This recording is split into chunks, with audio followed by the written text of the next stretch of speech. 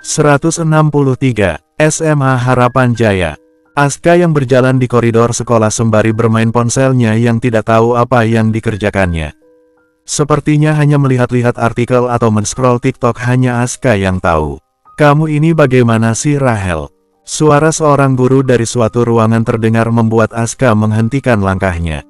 Aska terlihat berdiri di tempatnya dengan penuh pemikiran dan Aska yang penasaran langsung melangkah mendekati pintu dengan mengintip yang mana ternyata Rahel sedang berhadapan dengan guru, dengan Rahel yang menunduk dengan kedua tangannya yang saling bertautan. "Rahel, ngapain dia di sana?" batin Aska yang penasaran. "Maafkan saya, Bu, saya belum bisa membayar uang sekolah saya," ucap Rahel. "Rahel, sekolah ini tidak bisa memberikan gratisan pada kamu. Kamu pikir sekolah ini punya nenek moyang kamu? Kalau tidak mampu sekolah di tempat yang mahal, jangan sekolah di sini. Jangan sok-sokan menjadi orang kaya," ucap guru wanita tersebut yang memarahi Rahel. "Maaf Bu, tapi kakak saya sedang dalam masalah dan tidak ada uang untuk membayar biaya sekolah saya. Saya juga tidak punya tabungan Bu, dan jangankan bayar uang sekolah, untuk sehari-hari makan saja sulit Bu," ucap Rahel yang mengeluhkan keadaannya. "Kamu itu jangan curhat sama saya. Kalau kamu tidak bisa membayar uang pendidikan kamu bisa dikeluarkan dari sekolah. Carilah sekolah yang cocok dengan ekonomi kamu," tegas guru yang bicara apa begitu pedas. "Saya mohon Bu, jangan keluarkan saya dari sekolah ini. Saya masih ingin sekolah di sini," ucap Rahel mulai menangis dengan memohon pada gurunya itu. "Ya makanya bayar uang pendidikan kamu. Kalau tidak mau dikeluarkan," tegas sang guru. Aska yang di depan pintu mendengar semuanya bagaimana teman satu kelasnya itu sedang mengalami kesulitan dalam biaya pendidikan. Wajah Aska terlihat simpatik pada Rahel. Mungkin Rahel tidak bisa membayar pendidikannya karena Miranda yang berada di penjara dan tidak ada biaya untuk kehidupan Rahel yang memang tinggal sendiri. Setelah menghadap guru, Rahel kembali masuk ke dalam kelas dengan wajah lesuhnya yang tidak bersemangat untuk berbuat apa-apa. Aska yang duduk di bangkunya melihat bagaimana Rahel yang berjalan menuju tempat duduknya yang berada paling sudut dekat jendela. Rahel dikenal gadis diam dan cuek di kelasnya. Bahkan tidak ada temannya dan Rahel sering menyendiri dengan semua keluh kesah yang dihadapinya dipendam sendiri. Rahel meletakkan kepalanya di atas meja dengan pipi kanannya yang menempel dan kebetulan Rahel mengarah pada Aska yang duduk di bangku paling depan. Jelas Aska yang memperhatikannya bisa dilihat Rahel. Namun Aska langsung mengalihkan pandangannya dan Rahel tidak ada respon sama sekali dan tidak berpikir apa-apa. Dia malah memejamkan matanya agar bisa berpikir bagaimana untuk menyelesaikan permasalahannya yang ada di sekolah. Aska kembali melihat ke belakang, melihat ke arah Rahel yang sudah memejamkan mata. Aska menghela napasnya melihat telannya itu dalam kesulitan. Namun tidak bisa berbagi dengan teman-temannya. "Ayolah ayah berikan Rahel beasiswa agar dia tidak diberhentikan dari sekolah," bujuk Aska pada Randy. Sepulang sekolah Aska langsung merengek seperti anak kecil yang meminta ayahnya untuk membantu Rahel. "Ibu, ayo katakan pada ayah untuk mengeluarkan uangnya untuk pendidikan seorang murid yang masih ingin bersekolah," ucap Aska yang juga membujuk ibunya. "Aska, ayah itu bukan yayasan sekolah kamu. Mana bisa ayah memberikan beasiswa pada Rahel? Kamu itu jangan ada-ada aja," ucap Randy. "Ya kalau begitu ayah langsung bayar aja uang sekolahnya sampai dia lulus sekolah," ucap Aska dengan ide barunya. "Aska, walau ayah kamu melakukan itu, apa teman kamu tidak akan tersinggung? Belum tentu Rahel juga mau menerimanya. Ibu lihat dia anaknya juga sangat diam dan sepertinya sangat tidak menginginkan orang lain untuk mencampuri urusannya," ucap Rania dengan berdasarkan penelitiannya saat pertama kali melihat Rahel. "Ya habisnya bagaimana lagi Bu, dia sedang kesulitan dan aku yakin dalam masa-masa seperti ini pasti dia akan menerimanya," sahut Aska. "Tetapi semuanya tidak semudah itu Aska," sahut Randy. "Lalu bagaimana dong ayah untuk biaya pendidikannya? Bukannya kita mempunyai rezeki, lalu apa salahnya memberikan sedikit kepadanya? Itu juga digunakan untuk pendidikannya," ucap Aska yang benar-benar begitu niat membantu Rahel. Randy dan Rania sebenarnya sangat bangga dengan Aska yang terlihat memikirkan teman satu sekolahnya dan bahkan ikut prihatin. Ya orang tua mana yang tidak bangga dengan putranya itu? "Assalamualaikum," sapa Ashifa dan Rafa yang berkunjung ke rumah orang tuanya. Waalaikumsalam, sahut semuanya serentak. Ashifa, sahut Rania. Ibu, Ashifa dan Rafa langsung menyalam Rania dan Randy juga Aska dan pasti Ashifa memeluk ibunya dan ibunya mencium kening putrinya dengan lembut. Ada apa ini? Wajah Aska kenapa ditekuk seperti ini dan kenapa belum ganti seragam sekolah? Tanya Ashifa yang sudah duduk dan langsung memerhatikan wajah adiknya itu. Dia sedang galau karena temannya, sahut Randy. Oh iya memang ada apa Aska, kenapa sampai galau segala? Tanya Ashifa. Kakak tahu Rahel bukan? Tanya Aska. Adiknya Miranda, sahut Ashifa. Aska menganggukkan kepalanya. Ada apa dengannya? Tanya Ashifa heran. Dia sedang mengalami kesulitan kak. Karena kakaknya Miranda yang berada di penjara, ekonomi keluarga berantakan dan bahkan biaya pendidikan Rahel terbengkalai dan bahkan nyaris dikeluarkan dari sekolah. Kalau tidak bisa membayar uang sekolahnya, jelas Aska. Astagfirullahaladzim, sampai seperti itu. Ucap Ashifa yang tidak percaya dengan cerita Aska. Iya kak Ashifa, jadi Aska minta ayah untuk biayain sekolahnya Rahel agar pendidikannya tidak terbengkalai.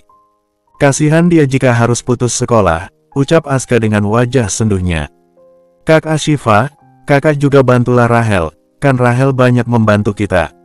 Dia juga sudah membuat kakaknya masuk penjara dan ini resiko yang didapatkannya, ucap Aska. Suka ya Aska, sahut Rafa tiba-tiba membuat Aska kaget dan semua orang melihat heran ke arah Rafa yang mengeluarkan celetukan itu. Maksudnya apa? Tanya Aska. Seorang pria bisa-bisanya berpikir keras seperti itu kepada seorang wanita. Apalagi namanya kalau tidak main hati, sahut Rafa dengan menatap Aska curiga. Kak Rafa ini bicara apa sih? Sahut Aska yang terlihat panik. Wajahnya santai aja jangan memeras seperti itu, goda Rafa yang membuat semua orang hanya tersenyum geleng-geleng. Sangat lucu melihat Aska yang jadi salah tingkah. Udahlah Kak Rafa, aku itu masih sekolah, nggak usah melarikan pembicaraan. Kalau tidak mau membantu, ucap Aska dengan kesal. Kalau masih sekolah kenapa? Bukannya cinta-cinta masa-masa SMA itu jauh lebih menyenangkan? Goda Rafa lagi. Astagfirullah Kak Rafa benar-benar ya. Kak Ashifa kenapa sih dapat suami yang dipikirannya jelek seperti itu? Bukannya menjadi contoh bagi orang yang lebih muda, malah mengarahkan hal-hal yang tidak baik, ucap Aska dengan kesal. Ampun suhu yang paling tahu, sahut Rafa yang membuat semuanya semakin tersenyum dengan Aska yang digoda Rafa. Sudah-sudah kalian jangan berdebat lagi. Rafa kasihan Aska, kamu jangan menggodanya seperti itu, sahut Randy. Rafa tersenyum dengan mengedipkan sebelah matanya pada Aska yang membuat Aska semakin naik darah. Baiklah Aska, ayah akan coba bicara pada yayasan sekolah kamu untuk menangani masalah Rahel dan semoga ada jalan keluarnya dan Rahel bisa melanjutkan pendidikannya, ucap Randy yang mengambil keputusan yang juga akan membantu Rahel. Alhamdulillah, makasih ayah, sahut Aska yang terlihat sangat bahagia dengan dukungan sang ayah. Ashifa lihat wajah Aska begitu bahagia ketika Rahel dibantu, kamu pasti bisa menjabarkan perasaannya sekarang ini bagaimana, sahut Rafa yang masih aja menggoda Aska. Kak Rafa sudah kasihan Aska, sahut Ashifa yang juga tidak tega adiknya dijahili Rafa. Randy dan Rania hanya menggelengkan kepala saja melihat Aska dan Rafa. Lumayan untuk hiburan bagi mereka. Bersambung. 164. Abian yang berada di kamarnya yang berdiri di depan cermin dengan membuka pakaiannya yang mana Abian melihat luka di punggungnya. Lukanya yang waktu itu terkena cambukan yang sampai sekarang masih membekas dan Mang hanya tinggal menunggu kering saja.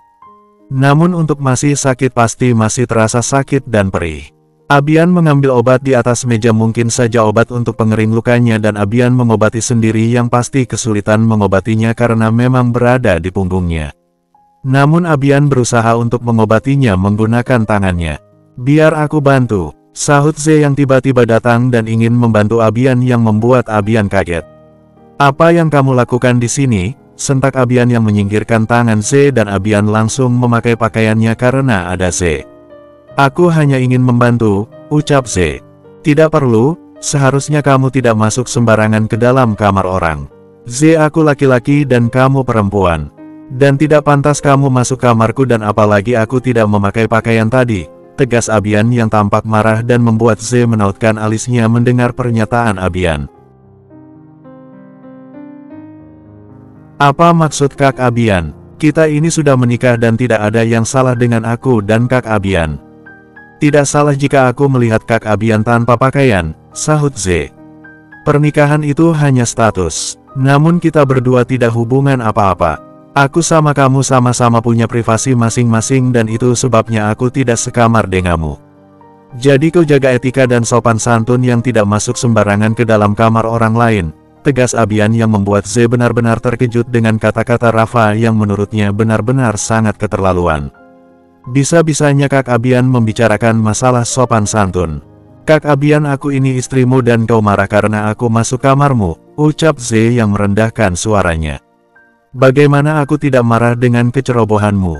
Aku sudah mengingatkanmu untuk tidak mencampuri urusanku dan jangan pernah kaitkan dengan pernikahan. Karena pernikahan itu hanya pernikahan saja dan hubungan di antar kita berdua tidak ada. Kau tidak seharusnya masuk ke dalam kamarku dan mengganggu diriku, sudah cukup dengan semua yang sudah terjadi Ze kau. Cukup, teriak Ze yang memotong pembicaraan Abian dengan suara Ze yang berteriak. Kau begitu marah kepadaku. Karena aku hanya masuk kamarmu.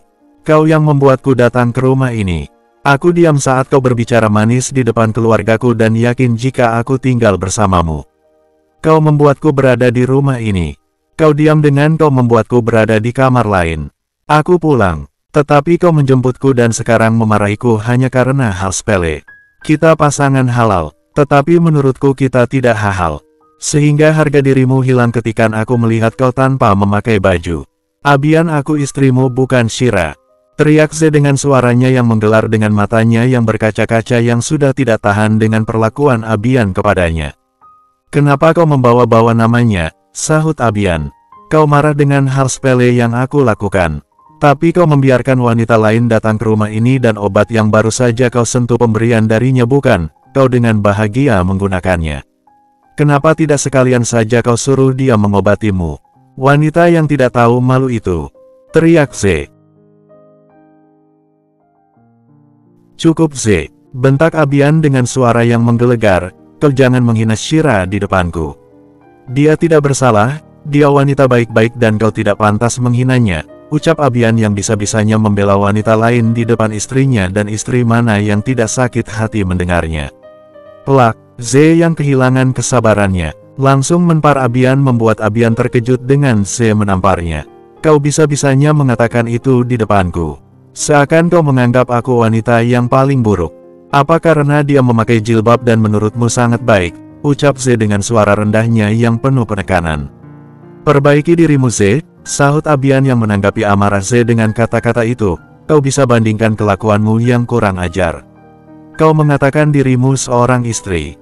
Tetapi tanganmu sangat lancang menamparkan suamimu dan kau ingin perbandingan dengan dirimu dan Shira. Kau bisa melihat bagaimana dia yang tahu tentang adab dan tidak sepertimu tidak mengerti etika.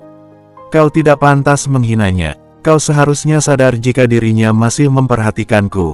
Walau aku menyakitinya dan seharusnya kau bisa belajar darinya. Bagaimana menjadi wanita yang sabar, tegas Abian yang bicara pelan namun sangat menusuk.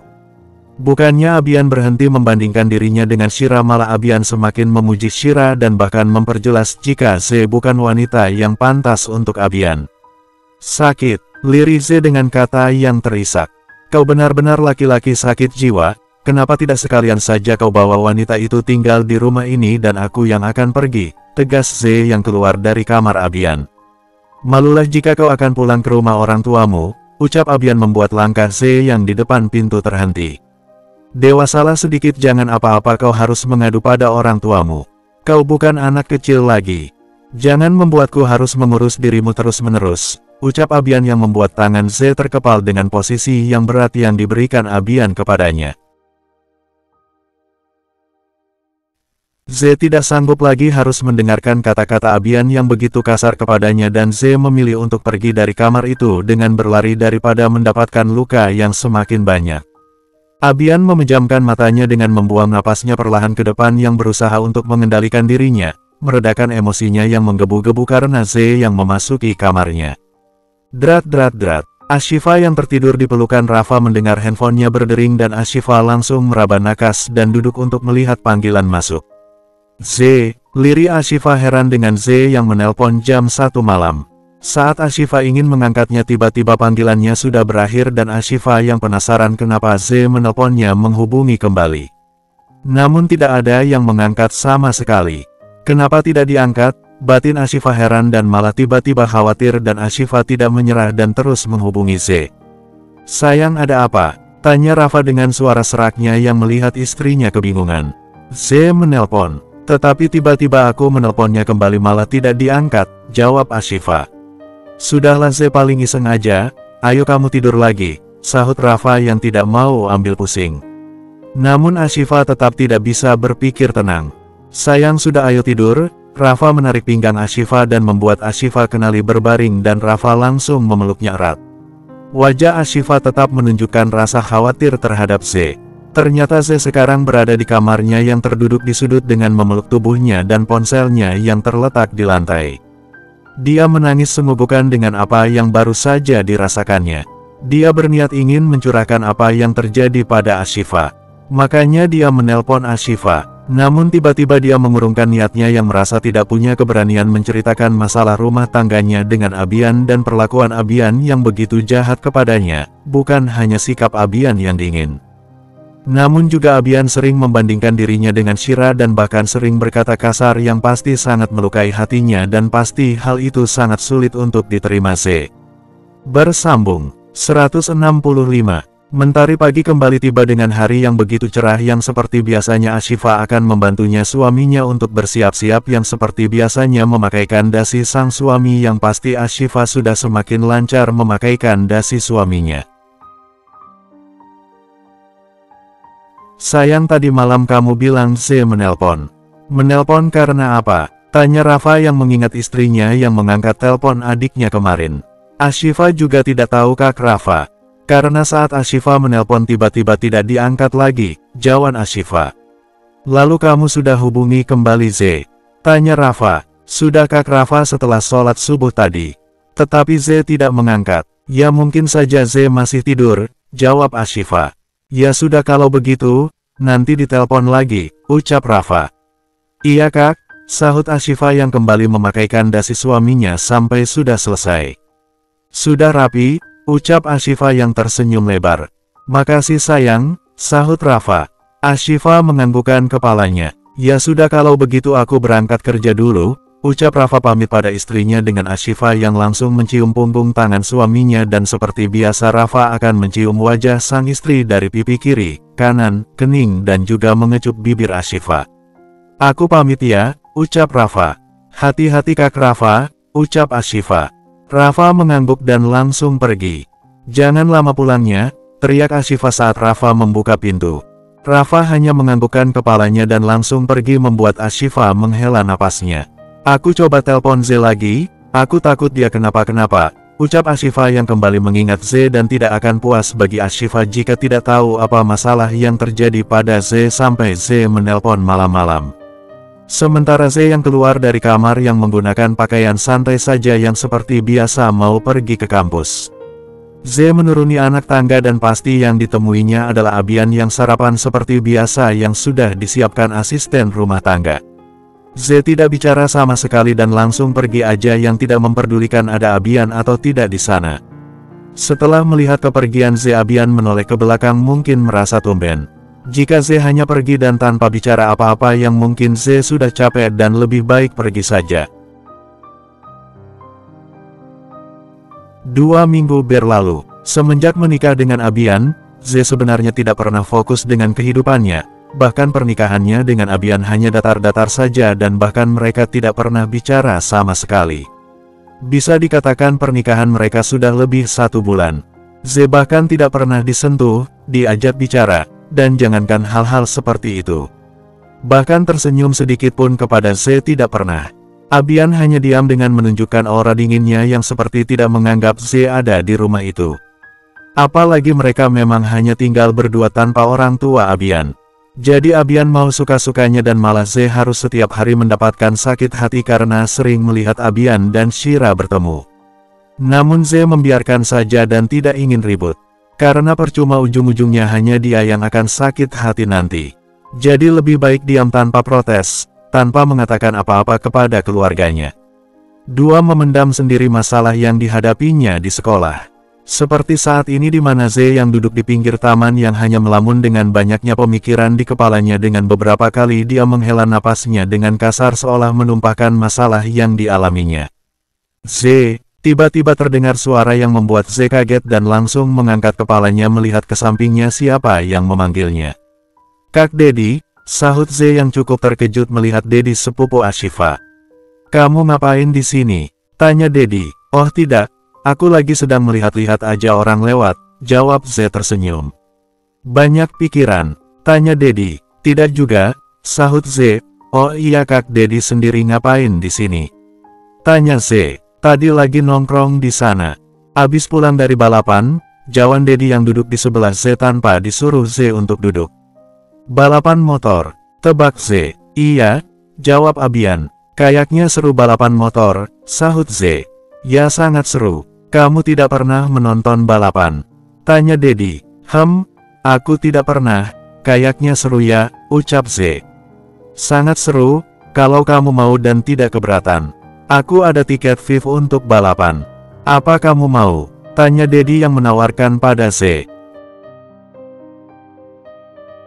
"Serius?" tanya Ze yang tidak percaya. Dedi menganggukkan kepalanya. "Ya ampun, ini namanya rezeki nomplok, tiba-tiba ketemu dan ditawari menonton balap dengan gratis," sahut Ze yang kelihatannya sangat bahagia. "Jadi bagaimana, apa kamu mau?" tanya Dedi. "Kalau sudah seperti ini mana mungkin bisa ditolak," sahut Ze yang tidak masalah sama sekali. "Tapi suami kamu mengizinkan tidak?" tanya Dedi yang tidak mau sembarangan mengajak Ze. Mendengar kata suami membuat Ze tampak datar dan tidak bersemangat sama sekali. "Bagaimana dia mau tidak?" tanya Dedi yang belum mendapatkan jawaban dari Ze. "Jangan khawatir, menonton balapan tidak ada hubungannya dengan dia," sahut Ze yang tersenyum dengan lebar yang seolah benar-benar tidak peduli pada Abian mau seperti apa. Dedi yang juga tidak tahu masalah ini dan itu apalagi masalah rumah tangga Ze hanya santai saja. Ashifa sedang berbelanja ke supermarket untuk membeli beberapa keperluan yang penting. Ashifa memasukkan apa-apa saja yang diperlukannya ke dalam troli belanjaan. Namun saat ingin mengambil sesuatu, tiba-tiba Ashifa melihat Abian dan Ashifa terlihat terkejut saat melihat Abian bersama dengan seorang wanita yang membuat Ashifa kaget. "Bukannya itu Kak Abian dan Shira?" batin Ashifa dengan wajah terkejutnya melihat Abian yang mendorong troli dan Shira yang berbelanja dengan mereka yang saling bicara dan bahkan sama-sama tersenyum. "Astagfirullah," lirik Ashifa yang terlihat begitu terkejut. Ashifa geleng-geleng dan langsung menghampiri Abian dan Shira. "Kak Abian," tegur Ashifa yang membuat Abian menoleh ke belakangnya dan kaget melihat Ashifa. Begitu juga dengan Shira. "Ashifa," lirik Abian. Ashifa melihat Abian dan Shira dengan bergantian. "Di mana Ze?" tanya Ashifa. Abian dan Shira saling melihat. "Dia tidak ikut bersama Kak Abian?" tanya Ashifa yang langsung menduga-duga yang menatap curiga pada dua orang itu. "Ze sedang kuliah dan aku membeli sesuatu di sini dan tidak sengaja bertemu dengan Shira," ucap Abian. "Benar Ashifa, kamu jangan salah paham. Aku sama Abian tidak sengaja bertemu," sahut Shira menambahi. "Apa kita bertiga juga akan berbelanja bersama setelah ini dengan Kak Abian yang juga akan mendorong troli belanjaanku?" tanya Ashifa. "Maksud kamu Ashifa?" tanya Abian. "Kita tidak sengaja bertemu bukan? Jadi banyak kemungkinan untuk berbelanja bersama. Bukannya Kak Abian dan Shira tidak sengaja bertemu. Jadi kalian berdua melanjutkan dengan seperti ini," ucap Ashifa. "Ashifa, kamu salah paham. Tidak semua yang kamu pikirkan benar," sahut Shira. "Kamu tahu dia sudah menikah dan bagaimana mungkin tidak akan terjadi kesalahpahaman. Jika seorang pria yang sudah menikah bersama dengan wanita yang bukan muhrimnya dan terlebih lagi kalian berdua orang yang sama-sama paham mengenai agama. Tahu agama dan mengerti adab," ucap Ashifa dengan tegas yang mengambil kesimpulan sendiri dengan melihat Abian dan Shira yang berduaan. "Ashifa, kamu jangan berpikir yang aneh-aneh. Kamu mengenal Shira dan tahu Shira wanita baik-baik," ucap Abian yang membela Shira. "Wanita baik-baik, wanita yang mengerti agama," tahu mana muhrimnya dan tidak. Tidak akan bersama pria yang bukan muhrimnya dan terlebih lagi pria itu suami orang lain, tegas Ashifa membuat Shira terdiam. Jadi bagaimana mungkin aku bisa berpikiran? Jika dia bukan wanita baik-baik Kak Abian. Atau kalian berdua sama saja yang memang tidak mengerti masalah agama, lanjut Ashifa yang menggurui dua orang itu. Aku hanya ingin memberitahu, jika aku datang kemari bersama Mama Sofia dan aku tidak tahu apa yang akan terjadi nantinya jika Mama tahu, jika menantunya melihat dirinya bersama wanita lain, tegas Ashifa yang berbicara sangat serius dan begitu garang. Abian dan Shira hanya diam yang seolah tidak bisa berkutik apa-apa. Bersambung. Sampai jumpa di video berikutnya. Terima kasih.